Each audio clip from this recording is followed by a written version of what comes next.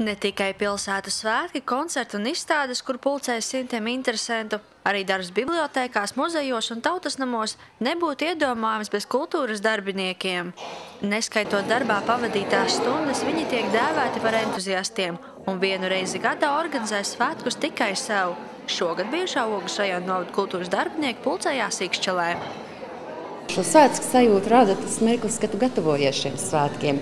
Jo tad, kā mēs zinām, ja mēs gaidām ciemiņus, tas nozīmē, ka mēs sakārtojam māju, sakārtojam dvēseli un patiesībā arī piedomājam par tādām labām un gaišām domām. Visvairāk mēs priecājamies par to, ka mēs esam spējuši saglabāt šo tradīciju, kura jau gadiem ilgi ir dibināta, kā jau vecajā Ogres rajona sastāvā un robežās un tā tālāk.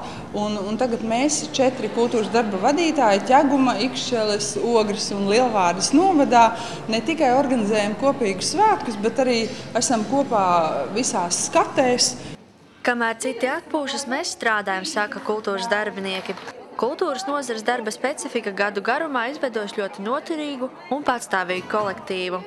Tiem, kuru darba stāžu nozarē mērāms jau vairākos gadu desmitos, svētkos tika sveikti īpaši. Viņu vidū arī Ogres centrālās bibliotēkas vadītāja Marta Jēkabsone. Ir prieks, ka esmu varējusi būt kopā ar tik brīnišķīgiem kolēģiem, kā man ir tik ilgus gadus, kā 30 darba gadus. No otras puses sajūta, ka tie ir paskrējuši kā tikai daži gadi. Katrā ziņā neliekas, ka tas būtu pusi mūža.